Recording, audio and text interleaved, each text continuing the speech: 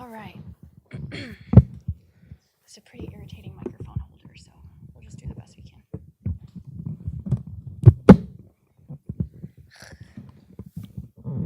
Okay. All right. Thank you, everyone, for coming. On behalf of Father Charles, who wishes he could be here tonight, and everyone at the CIC, we're so grateful and honored to have you here, Father. And now Shay will introduce you. Hello, everyone. Welcome. Thanks for coming. A little bit about our group, the Catholic Congressional Staff Association. We are officially recognized by the House Admin Services on Capitol Hill. So a lot of people don't know that we exist, let alone we exist. We are also flourishing, and we have some really exciting plans. We just recently passed 500 on our email list, and we'll be reconstituting as a 501c3 to kind of broaden our opportunities for engagement and outreach. So keep an eye on those developments. But for now, I'd like to introduce Father Gregory Pine. Father Gregory travels a lot, and so we're very appreciative that he took the time to come and speak with us. Father Gregory is a doctoral candidate in dogmatic theology at the University of Freiburg. Born and raised near Philadelphia, Pennsylvania, he attended the Franciscan University of Steubenville and entered the Order of Preachers upon graduating. He was ordained a priest in 2016 and holds an STL from the Dominican House of Studies. He is the co-author of Credo, an RCIA program, and Marian Consecration with Aquinas, as well as the author of Prudence, Choose Confidently, Live Boldly. His writing also appears in Ascension's Catholic Classic series and in Magnificat. He is a regular contributor to the podcast Pints with Aquinas, Catholic Classics, the Thomistic Institute, and God's Planning. Please welcome Father Gregory Pine.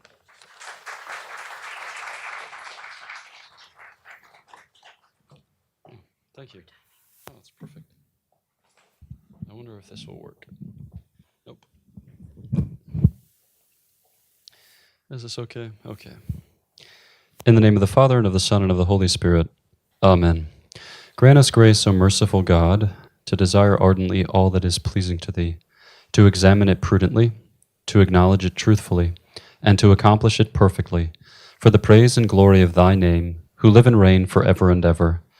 Amen. Our Lady Seat of Wisdom, St. Thomas Aquinas. In the name of the Father, and the Son, and the Holy Spirit. Amen. Okay.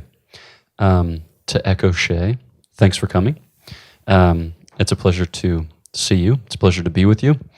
I have been in Switzerland for the last 3 years. I would come back to the United States on occasion, but I've been back now in the United States in steady fashion for the past 4 months. And yeah, it's good to be here. So it's good to be with you. It's good to speak in a language wherein I can subordinate clauses with reckless abandon. So the theme of tonight's lecture is desire.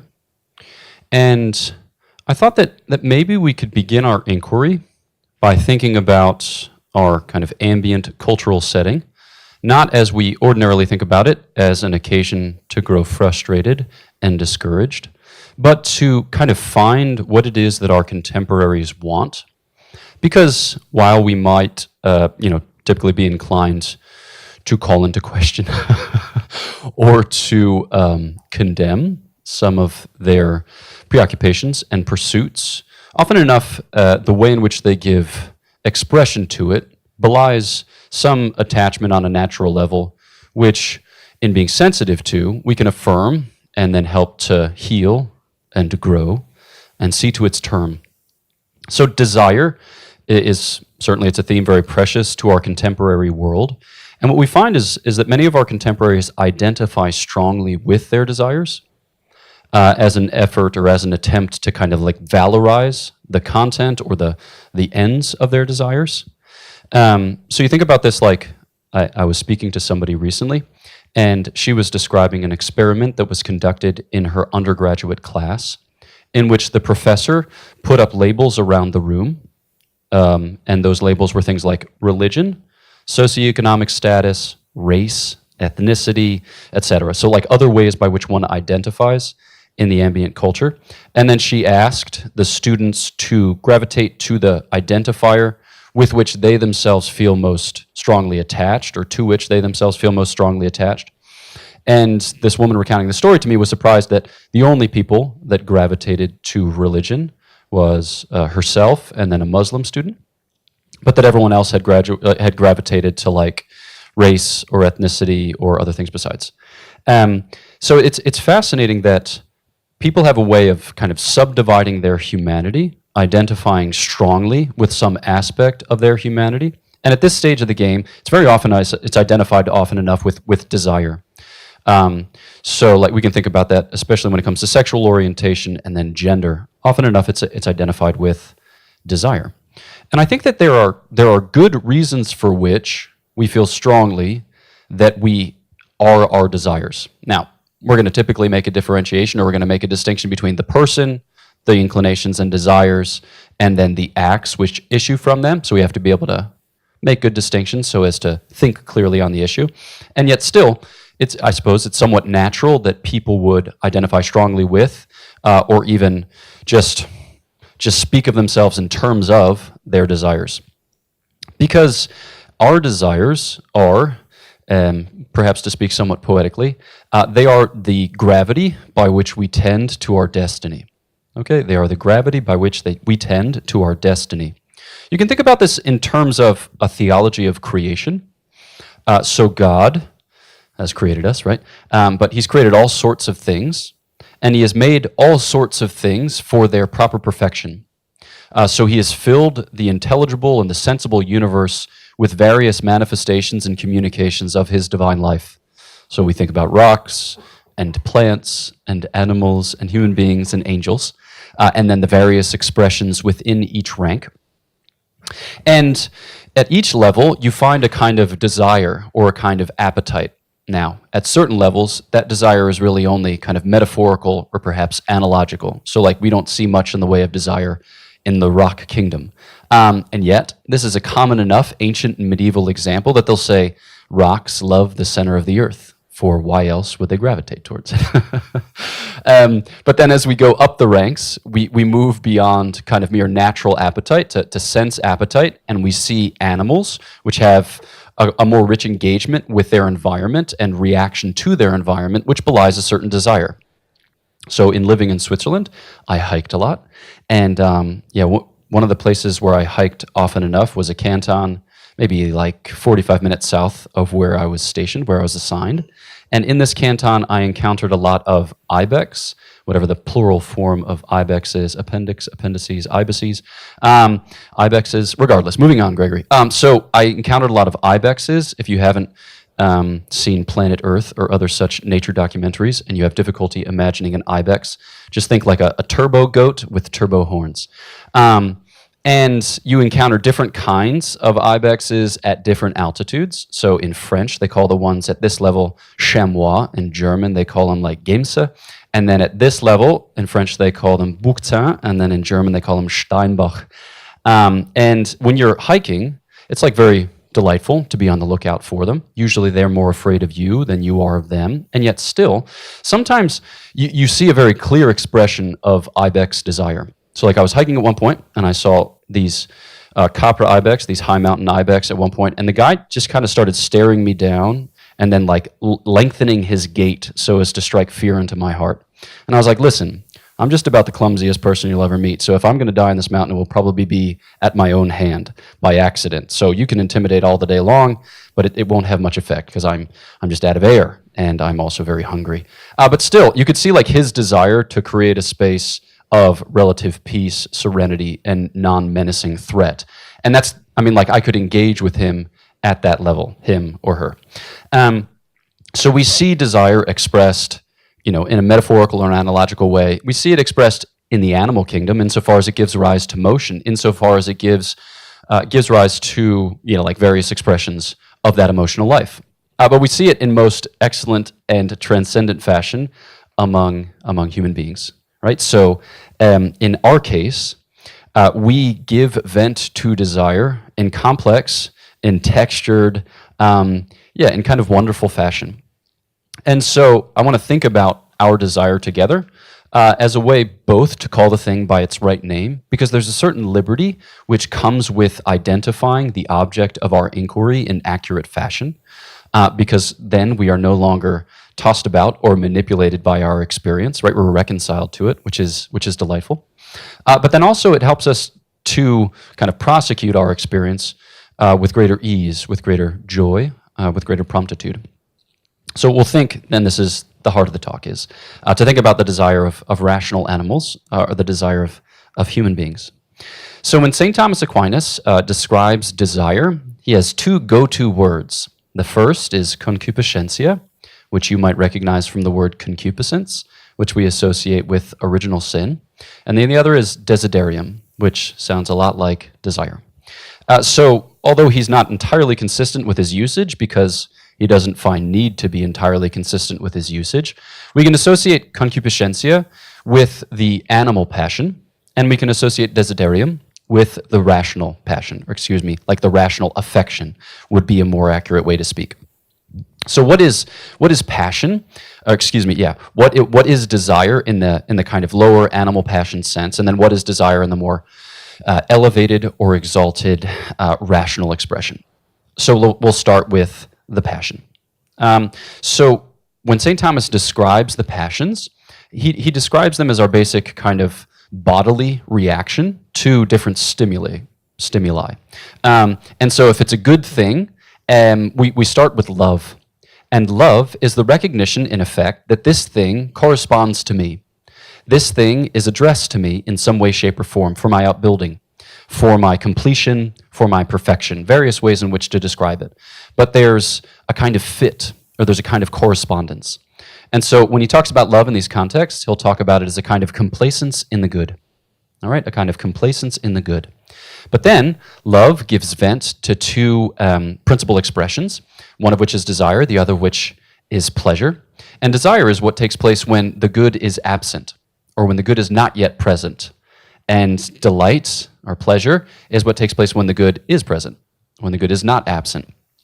So in effect, what this particular desire, this kind of passion desire gives expression to, is that there's something out there which corresponds to me, which builds me up, which perfects me, and which has actually caused in me a movement towards it. It has actually caused in me a movement towards it. It exercises over me a kind of gravitation. We just would call it attraction. So I desire it ardently. I long for it. I covet it. We have various ways, again, to express this. And so it's in this sense that we can speak of desire as love in motion. All right, so you can gauge what it is that you love by how your feet tend. Think about this in very, very practical terms. All right, if somebody were to ask you, like, what are you committed to in life? You might have a way of enunciating that, perhaps in hierarchical or ordered fashion. Like, I am motivated by the praise of God, right, by the upbuilding of society, by the goods intrinsic to family life, by ... and you could make your list. But then the person might ask, well, I've seen you about town, and I would have come up with a different hierarchy, perhaps. Right? You spend a lot of time exercising, which is great and laudable, but it seems like you care more about exercising than you do about, like, I don't know, what would be another competing good? Like taking care of your dog. You know, you could jog with your dog, but you find him cumbersome because he is often unwilling and easily distracted, and so you leave him home in his kennel. And you've said to me that you care about your dog, but I think you care more about exercise. And you're like, that's a great point. So I have testified to the things that engage me, the things to which I'm committed by virtue of what I do. Okay, so motion, desire, that is to say, motion, that is to say, love in motion, gives witness to what I love, gives witness to what I have decided upon or what I have chosen as representing my good, as corresponding to a hierarchy of goods fit for me. So that's all we're talking about when we talk about desire as a passion, the kind of like something that we share that with the animals, that it's an inclination, a tendency to a certain object which causes us to reveal or make manifest what it is that we love. Now, let's think about this more reasoned affection, or this higher order desire. And I think that this idea of hierarchy or order is a good place with which to pick up. Because, we desire a lot of things. We desire a lot of things, but those things aren't always consonant, or those things don't always admit of equal and proportionate pursuit, because sometimes certain goods will exclude other goods. And you're like, okay, that's very abstract. What are you talking about particularly? Okay, let me think about my own life. What have I chosen to do today? Last night I had a little bit of night madness. I don't know if you guys have bouts of night madness, but you lay your head on your pillow and you say, I am going to sleep. And then 25 minutes later you think, I think my heart rate is somewhere between 120 and 135. And you think, how did I become this stressed? Lord, save me. So what I do, on account of the fact that I live with the Lord Jesus Christ, I bop down to the chapel and sit in the chapel until such time as I wake up, typically with one leg asleep because I have crossed it, and then with my chin firmly planted in the middle of my chest. And I say, thank you, Jesus. And then I walk upstairs to bed, and then I hop in and hope for the best, and usually it goes over well. All right, so in my nighttime ritual, I checked an email, which everyone knows after 9:30 p.m. is just death. So I checked an email, and that email was long. That email was complicated. That email required much of me. And I went from, resting around 47 to 53 beats per minute to just shooting right up around 110. Because there's not enough of time, attention, of love, of solicitude, of care, of concern for me to complete this task in the requisite time. And as a result of which, I'm just going to stress about it. So it was that caused my night madness. So if I'm honest, I'm more attached to my phone, to a certain convenience, to a certain, what would you say, like up-to-dateness. I always want to know exactly whether or not there are notifications which stand in need of whatever else. So like I'm more attached to that than I am to sleep, to good prayer the next morning, to an enjoyable experience of human life, rather than what actually comes in its wake. So this hierarchy is constantly revealed to us.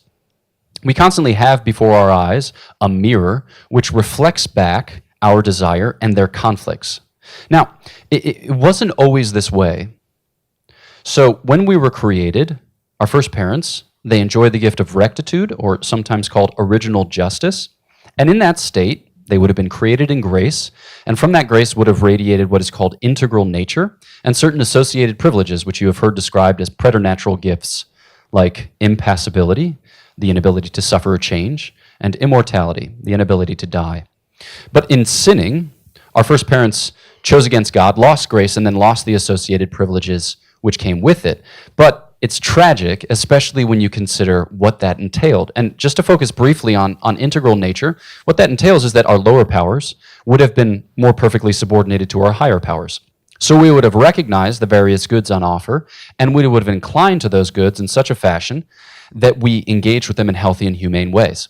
So for instance, let's say you're visiting your family for whatever break, maybe after Christmas, and you come downstairs after having told yourself that you wouldn't check your work email, then checked your work email, and then caught up on emails, and then said, I'll never do this again, and then planned the next time that you would do it again, and then came downstairs and you smelled chocolate chip cookies, which, like your mother had just pulled out of the oven, and you see the plate, or you see like the baking sheet, and you think, wow, I would like to eat all of those twice. So previous to the fall, we would have looked at said thing of cookies, and we would have had cogent or coherent thoughts instead of being kind of undone or overwrought by the experience of this sense pleasure, which we find so wonderful indeed. We would have looked at it and thought, yes, but it's only 45 minutes until lunch, and I have been much looking forward to my Cobb salad, so I will wait and then perhaps have one or two or 1.5. And you wouldn't have done it in a snooty way, like looking down on your contemporaries who are just led by their noses by simple and, tempting desires. You would have done it in such a way that it had a kind of communal resonance. There would have been a culture of right relation with sense goods, and it would have been mutually enforcing, mutually encouraging, right? But we sinned. And as a result of which now, we incline towards these various sense goods without real care or concern for how they fit. And so it takes us, in effect, the whole of life to reconstitute that order. And we'll talk about exactly how that happens. So let's transition then to thinking a little bit about the training of desire. because this is something very precious to the Christian tradition. It's also something very precious, kind of hidden within our human experience. Because I think that, I'll speak for myself, but I think that a lot of us find life to be difficult. I don't want to be too dramatic or romantic on the other side, but I don't want to be too dramatic. But I think a lot of people find life to be, at least at times, sad and lonely and anxious. And the question is whether it's worth it. Not in that we're contemplating a bad end, but in the sense that sometimes we get lost in the proverbial trial-ridden shuffle, and you're thinking, like, you wake up and your first thought is, when am I going to go back to bed? Or like, when will I be spared the unending sorrow of this workday? If you're given to poetic fancy, right? And that's a tough thing to think, right? When your morning offering is like Jesus, right? Like we find ourselves in a little bit of a silly place. How then can we live well? I think often of this title of a trilogy of books by Monsignor Luigi Giussani, which are conferences that he preached to some of the consecrated members of Communion and Liberation, called "Is It Possible to Live This Way?" Is it possible to live this way? Because we can live somewhat unreflectively for a time, but it's always going to catch up on us or catch up with us. Many of you are probably at the age, I myself am at the age, where when you look at a can of beer, you think, this won't go well. Not in the sense like I'm going to overindulge, but regardless of how many I have, the next morning I just feel slower, bloatier, less gooder. It's like, how did this happen? I was once young and carefree, and now I'm old and I'm only 35. It's like, how did it come to be like this? So if that's the case, then from whence will come our help? Because we're looking to the hills, we see no riders of Rohan, and the Lord hasn't decided to come back in glory. So who will deliver us from this body of death? And I think that the Christian tradition responds that it's possible for us to heal and to grow, right? It's possible for us to take the next step. As that sage prophetess, Princess Anna of Arundel once said, it's possible for us to do the next right thing. So we have it within us to make progress. And now our progress isn't always going to look like from strength to strength, from glory to glory. It will often be bizarre and kind of bent back on itself and otherwise confused in its trajectory. But once we get a little bit of distance from it, or once we get a sense of the tendency of the whole, we'll often be brought to the recognition that this is good. This could not have been, this could have been otherwise, and I'm glad that it is. At the very least, I'm glad that it is, and I can thank you for that, even if I forget to thank you for that, most days of most weeks, of most months, of most years. Jesus love. So when it comes to desire, what we're endeavoring is a kind of training of desire, such that it becomes more stable, more fixed, more solid, more substantial, not so easily storm-tossed and potentially shipwrecked, but fixed in the good for which we are made, such that we have a greater certainty as to the good and then a greater kind of confidence as to our pursuit. So a lot of us will experience this in acute ways with food and drink and the desire for sexual intercourse, because those are the most instinctual of desires. So I think a lot of people are embarrassed by the baseness of their appetites. They're like, oh my gosh, I just read a William James book, and this woman is tortured by whether or not she will be independent and the terms according to which she will independent, and all I can think about are Sour Patch Kids. That's okay. You needn't be surprised by the fact that you're easily led astray by food and drink and thoughts of sexual intercourse, because they're most basic, and as a result of which, they're most instinctual. And when you think about it, it's clear as to why, because you need to eat and drink in order to perpetuate your individual life, and you need to have sexual intercourse in order to perpetuate the life of the species. So that these are all tinged in peculiar fashion by original sin is no surprise. So I think that's the first thing, to kind of come before your desires, to come before your experience as an observer, and not to be scandalized by them. Because if you prejudge them and say, these are unholy, not even fit for the antechamber of the sanctuary, then you can't introduce them into the presence of God by which they will be healed and grown. So don't prejudge your experience. And I would say that's also operative in your experience of the sacrament of confession, your practice of the sacrament of confession. You can be somewhat distant and hold yourself aloof from your desires.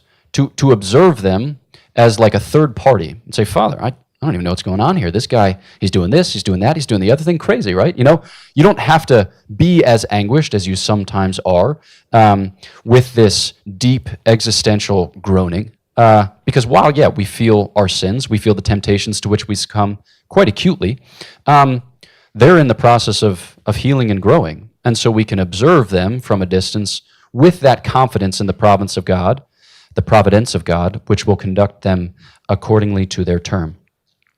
So what we're seeking to do in this effort of training our desires is like breathing into them a breath of human reason and divine reason. Because within every inordinate passion, every inordinate desire, there's a little bit of madness. I talked about the cooking sheet or the baking sheet of cookies, wherein we say to ourselves, I want to eat all of them twice. But it's fascinating. With many of these desires, yeah, like the way in which our temptations speak to us, it's in the tone of a madman.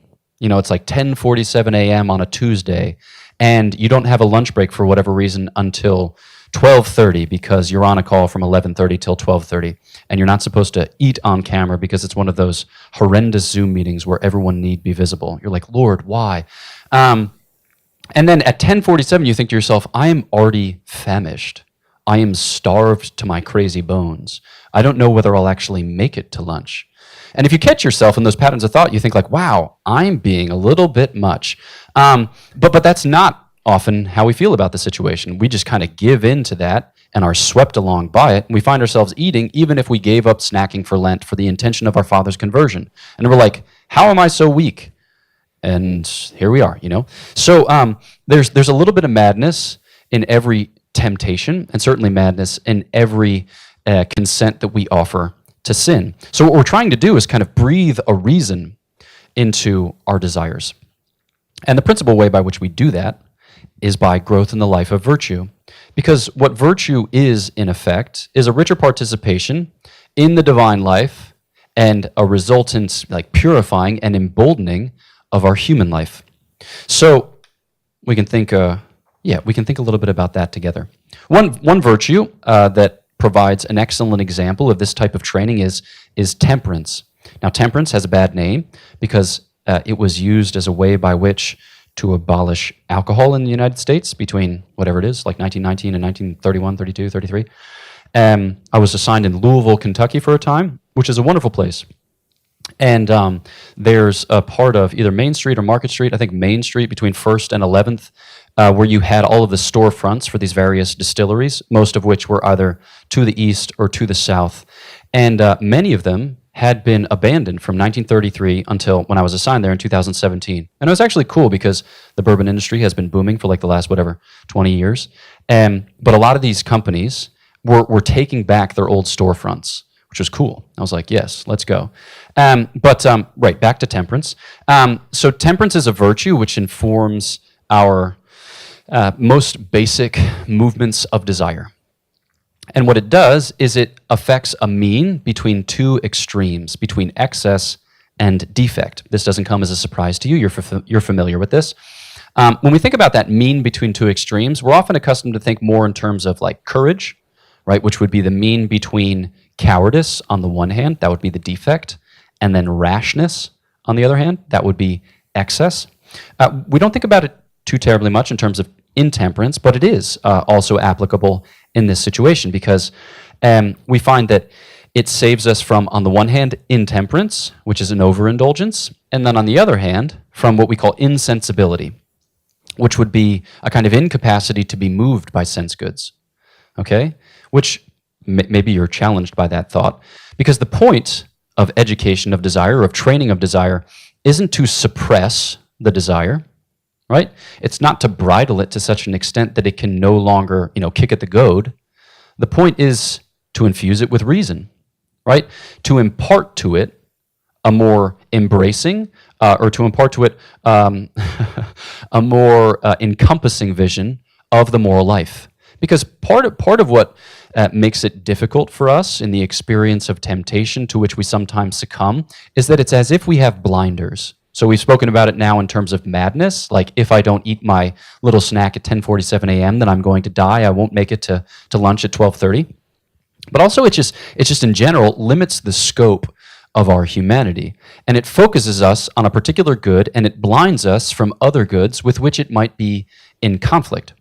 And so what intemperance does is that it says, no, we're not here to suppress the desire. We're here to train it. We're here to educate it. Truth be told, we're here to purify it, to cleanse it, to heal it, and then to embolden it, to encourage it, right? To enliven it.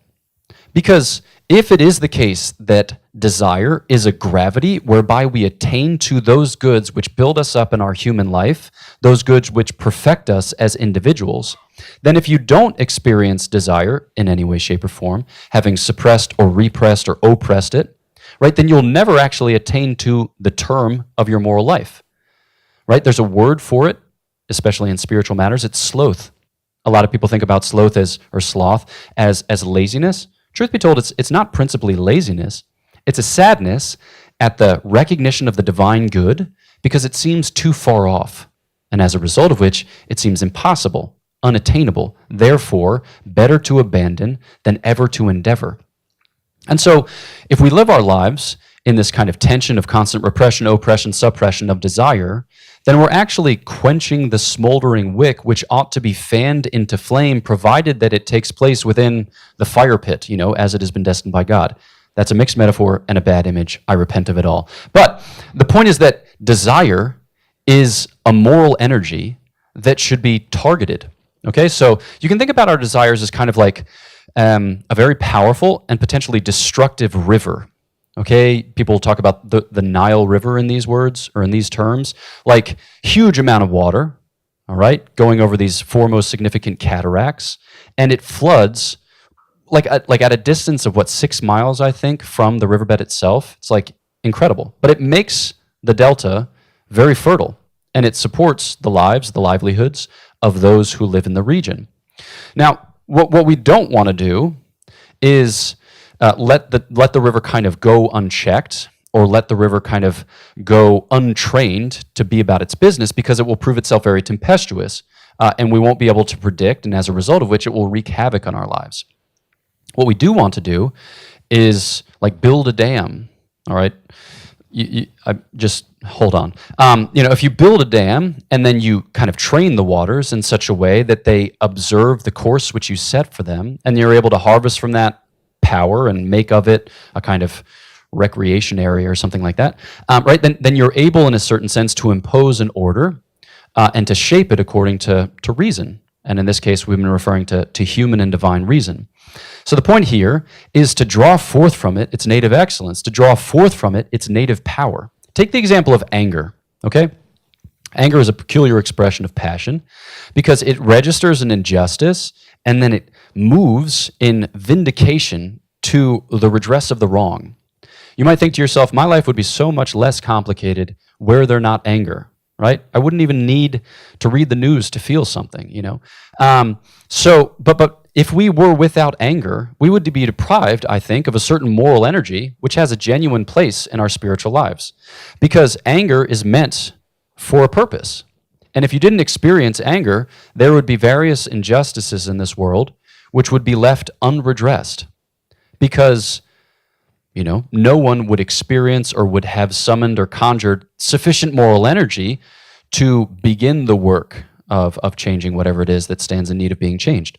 So, with respect to desire, again, we're not suppressing or repressing. We're seeking to educate and to train. So that's on the one hand, and I want to accentuate, and this is by direct request of one Shay Throckmorton, I want to stress this point that desire ought ultimately be stirred rather than, again, suppressed or repressed, but stirred in the right way. And I think here that, like a lot of us, but part of the reason that we have a negative association with desire is because we expend our desires in various undisciplined ways. So there's a great difficulty in the 21st century to retain hold of your loves and to channel them in fruitful and in wonderful ways, because it's so easy to have our loves, to have our desires dispersed and distracted. All right, so very easy to have our desires dispersed and distracted. Think about the times where you've said to yourself, it'd be great to ... right? And then didn't do that for the next 2 hours because you watched the first 45 seconds of every Netflix movie on the first page through which you scrolled, right? You're like, how did I even do that? I thought I came here to choose a thing, and instead I chose all and none, right? So, like, the algorithm is weaponized, and it's against you, and it wants to draw off your moral energy in such a way that it generates the most revenue for somebody else who profits by the platform. And so there's this difficulty of kind of persistent distraction and dispersion, and in effect, we pour out our heart's love on sand, and we come to discover that the sand has soaked it up. I'm thinking about this image in particular because I just read the Confessions of St. Augustine, and in Book 4, he's describing his distress at the loss of a close friend who is unnamed, and a distress that he recognizes is inordinate, a distress that he realizes is kind of histrionic. And he says, the reason why that grief had penetrated me so easily and deeply was that I had poured out my soul onto the sand by loving a person sure to die as if he would never die. And I think that we do that with various goods. We pour out our love onto the sand, treating that thing as if it were immortal, when truth be told, not only is it mortal, but it's thin, it's flimsy, it's insubstantial, it's not worthy of a human heart. Were we to try to hang our human heart on such a hook, it couldn't bear the weight. And yet we continue to try, or we continue to play act as if that were possible. So I think that just as important as it is to educate and to train, so too it's important to stir our desire. And that'll often take place by like safeguarding our loves, right?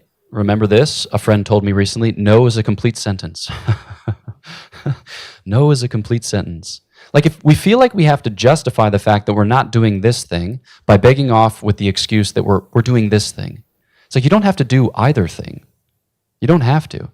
Because it's sufficient, or it's worthy, to safeguard your love so that you can pour out your heart into a vessel which is worthy of it. And so we have to safeguard, and in safeguarding, we come to discover that we are augmenting our desire. And this is, I think about this in the context of religious life, because this is actually one of the uses of the evangelical counsels. When St. Thomas Aquinas asks, what's the point of poverty, chastity, and obedience?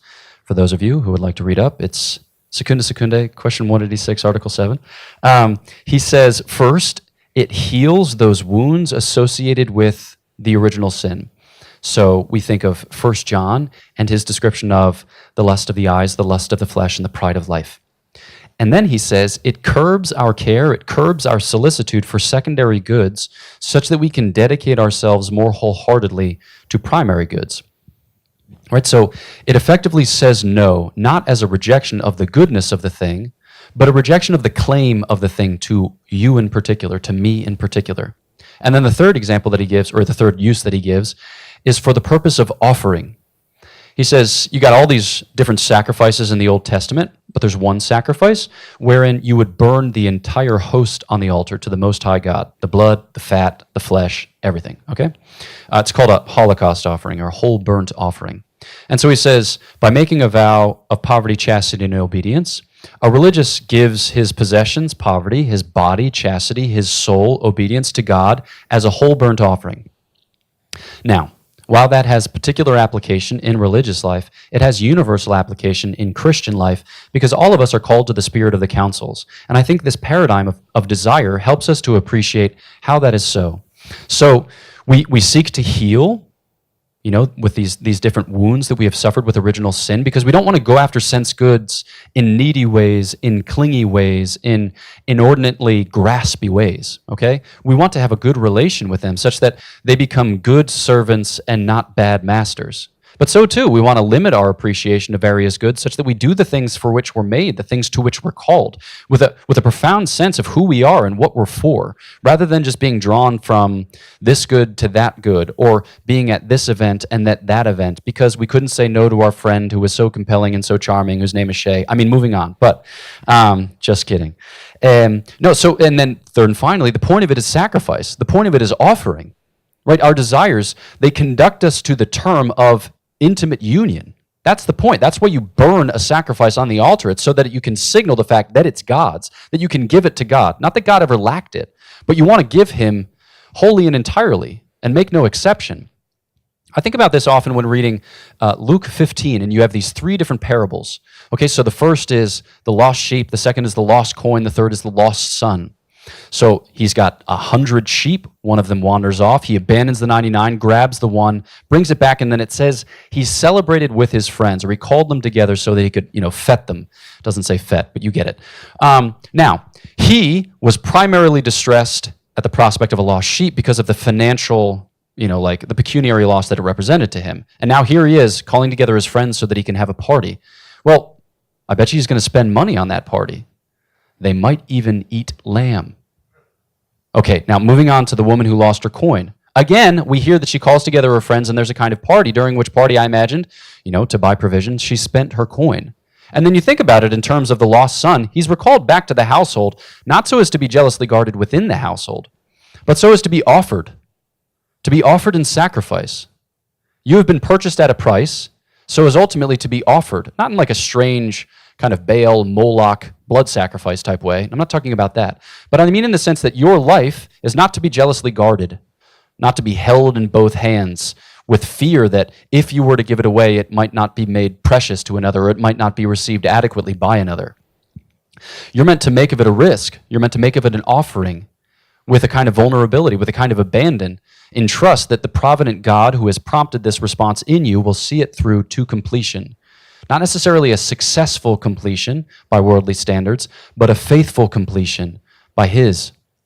So when we talk about desire, we're talking about that moral impetus, that moral energy, that moral wherewithal, which gives us the power to give of ourselves, to dedicate ourselves to certain goods which represent our perfection, not just so that we can hoard up those perfections, but that we can be suited or that we can be equipped for love, right? And people talk about this in terms of service, which it may take the form of service, but will always involve union. It will always involve intimacy. It will always involve relationship. So I leave you then with a couple of thoughts from two saints. First, St. Thomas Aquinas, and second is St. Catherine of Siena. So St. Thomas Aquinas is a man of great desire. People don't always think about him in those terms, but from a young age, he gave vent to desire at every opportunity. He was a boy oblate at the Benedictine monastery of Monte Cassino, and from the young age of 5, he would tug on the habits, on the cows of the monks, and ask them one simple question: what is God? Right? Because he wanted to know, because he had the desire for it. He decided, after having been a boy oblate, after having been a student at the University of Naples, that he wanted to join the Dominicans. His family didn't approve of this decision, so they held him on house arrest for a period of 1 year. And his brothers, thinking that St. Thomas Aquinas was a bit arrogant and that he needed to be thrown from his high horse so that he would endeavor the career path that his family had set before him, they decided to introduce a prostitute into his room so that he would fall in sexual sin. St. Thomas is said to have serenely arisen from his slumber, pulled a hot poker from the fire, gently escorted the woman to the exit, and then scorched a cross on the door. And then he knelt by his bedside and prayed. And he is said to have been girded in like a belt of chastity by 2 angels, after which he was never again tempted by sexual sin. And so his desire was then expressed through the love of God, which is evident on every page of every work that he penned subsequently. So that desire, right, which the Lord healed and grew, became channeled, as it were, became expressed in the service which his theological synthesis makes so evidently manifest. When he was in this period of house arrest, there's a fictional story which was recounted of a conversation that he had with his sister Murata, who was taken by his sanctity. And she asked him, Thomas, how am I to become a saint? Upon which he is said to have responded, desire it. So then passing to St. Catherine of Siena, whose desire is famous, just an absolute wild woman. Right, so her desire for the Eucharist was so strong that at a particular period where the priest celibate did not intend to communicate any of the lay faithful, part of the sacrament flew off his paten and just ended up in her mouth. So the Lord gravitates to those who create a place of welcome for him. And St. Catherine of Siena, in one of her litters, she says, God does not ask of you a perfect work, only an infinite desire. So if there's one takeaway, I'd say that we don't compromise on desire just because the prospect of failure is real, or just because its intensity can sometimes be scary. The Lord doesn't want the repressed or the suppressed, right? He wants the emboldened and the encouraged who are willing to be vulnerable before his plans and to trust and abandon themselves to his provident love, such that by the gravitation of desire he might make of you great saints fit for the kingdom. Thank you.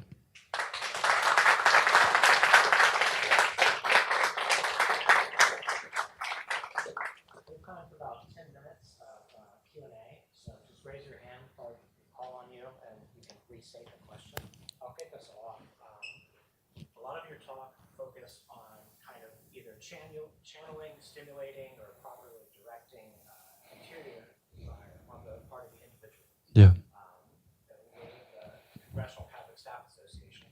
A lot of times we're striving towards the good, but also trying to either represent others or make decisions on behalf that direct others to that good, right? How are we to help either form desire or properly cultivate it in others when either they don't know the good, right, or they are not going to take certain steps, right? Like if I do a recollection and observe myself as a third party, like you described, right, I can then observe that and then respond by, well, this is what I need to do. It's very different when you're telling somebody, oh, this is what I think you need to do. Like, so how would you say in our work, right, how do we steer people towards the good? How do we channel their desire? Sure. Yeah. So a concrete example with respect to your own personal desire and then application to the corporate desire of the polity. When people ask, what should I do with my life? They don't ask me often. Why would you ask me that? I will ask, are you praying? To which many will respond, yes. Are you making good use of the sacraments? Yes. Are you introducing some penance into your life? Yes. Do you have good Christian friendships? Yes. Are you studying the faith? Yes. Are you engaging like in service of the material poor? Yes. Okay. So those things having been established, then what do you want to do? Right? What do you want to do? Because God has given us desires as an indication of destiny. Because as made to the image and likeness of God, with a mind with which to know and a heart with which to love, we have an openness to a kind of process of maturation whereby we come into possession of our destiny as the fruit of our own inquiry and the fruit of our own pursuit. And so this idea of training of desire makes it such that we can be more certain and confident in the general shape and trajectory of our desire as we heal and grow.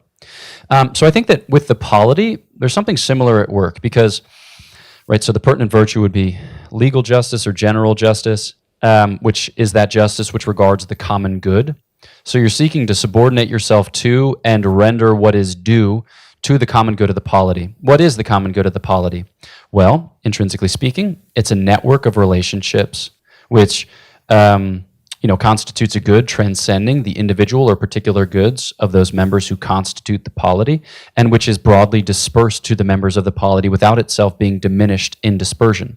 And then extrinsically, it's ordered to something higher, which we would say, depending on your political regime, would be like the church, or would be like the kingdom of God, or would be like God himself, depending on the context.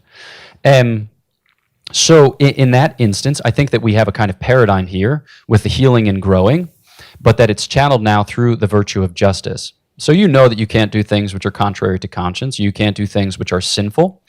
You can work towards the common good, which is to say the amelioration of those relationships which constitute it, which is to say you can work towards greater solidarity, for one, a due respect of subsidiarity at the various echelons or at the various registers of corporate or civic life. You can work towards a greater enshrinement of human dignity at each level. And in doing so, you observe a kind of law of gradualism, whereby both in the ends that you seek to effect, but principally in the agency that you seek to exercise, you want to bring about a better and better realization of that project. Because ultimately, politics is the art of the possible. There's an art dimension, right? Which is to say, there's a dimension of it which terminates in the thing done. But there's also a prudence dimension, which terminates in the agency of the individual. So again, like as successful as you want to be in a verifiable way, there's a different standard, which is to be as faithful as God calls you to be. So I think that, the words of Galadriel, namely that we fight the long defeat, are good to have in mind without becoming discouraged or without becoming despair-filled, because that's not the point. Because here we are in the ruins of a burnt-out post-apocalyptic nightmare, which is, the American political experiment. I'm just kidding. It's great. Right, but like anything that you do here is good by comparison to nothing, right, insofar as it exists. So I think that also helps you to manage your expectations and to moderate some of, your sorrow and anguish in light of that very modest good which can be achieved and ought to be achieved. I don't know if that's somewhat helpful. Other questions? Yes. Yeah. Great question. Be concrete, Gregory. So I used to really love to travel, and I'm loving it less. Apropos of like the beer terror comment. Because like I'm not that old, and on the one hand, I'm embarrassed to even advert to the fact that like my body is slowing down, and that my ability to undergo change is lessening. It's like sleeping in a bed not my own is tantamount to not sleeping in a bed. It's like, why? How did it come to be like this? But I think that there's something peculiar about human life, namely that it's a kind of pilgrimage, right? We're meant for a wayfaring which endures 70 years or 80 for those who are strong. And there are going to be things about the journey which are variable. So St. Thomas will say, God is his end. Angels proceed toward their end by one movement, and human beings proceed towards their end by many movements. So the progressive quality of our life, it's not just deferred gratification, delayed gratification. It's actually essential to our amelioration, because we're meant to be perfected within the setting of a history. And I think part of what makes that history dramatic and romantic is that there are these changes, and that we're made sensitive to them, and we're made capable of, recognizing and receiving them and adjusting accordingly. Because I think that, you think about like a married couple, they ought to be able to adjust to each other as a testimony of their love.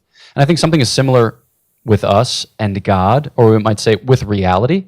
Like, we need to love reality, because otherwise, what are we doing here? And as reality speaks to us in different tongues and different times, we need to be able to react and respond to reality as it dictates the terms. Because I think it's something reciprocal. So while it might be dolorous and sorrowful to lose your grip on things which were formerly good, typically that creates a space in which your baseline dependency on God can come to a more prominent expression, lest you begin to rely on self and think, I've got this. But also a variety will be introduced into your life which might beautify it. Not to say that variety is just the spice of life and you should visit as many countries as you like, because I think the most adventurous adventures are the adventures of the heart. But still, there has to be this kind of childlike openness, without which we become, dead men's bones and whitewashed tombs. Maybe one more question. Yes. How do you deal with disappointment? Poorly. Thanks for coming. Great question. I think that, so what is most exciting about life for me? It's the possibility of intimacy. It's like the possibility of union. I was talking about this with somebody today. I was like, listen, at the end of this year, if I will have written like one academic article or four, I don't suspect that my baseline happiness will be markedly different. I was like, but if we don't spend time, this is like one of my Dominican brothers, like if we don't spend time because we've told ourselves that we're busy, I think that will have been a sad time. You know this Harvard study, which is the longest running longitudinal study on happiness, which has been going on now for 80 years, where they took a test group of Harvard students and then a test group of South Boston kids, and then they just followed them and asked, in effect, what makes for happiness. And what they have found is that deep and meaningful relationships. That's it. It's deep and meaningful relationships. And I can assent to that notionally, but do I assent to that existentially? Do I create a space in my life for that intimacy, for that union? Because to say okay, I've taken a vow of chastity, I am firmly constituted within a celibate state does not mean that I'm not made for intimacy. It doesn't mean that I'm not made for union. In fact, it's a testimony to a deeper call for intimacy and a deeper call for union, which touches every Christian heart, whereby we come before those who purportedly will satisfy us, and you can say to them, not entirely, but I know of one who can. I've heard tell of him. He comes from beyond the hills, and his name is sweet. He comes as a bridegroom king. So I think that like with any disappointed desire, you have to be able to offer it to Jesus with the kind of surety that while you may hear nothing back from that yawning chasm, which is the void of his silence, that he's still there, and he's still there loving you. He's still there inviting you to a greater love. Because if that's not the case, then this is all really silly.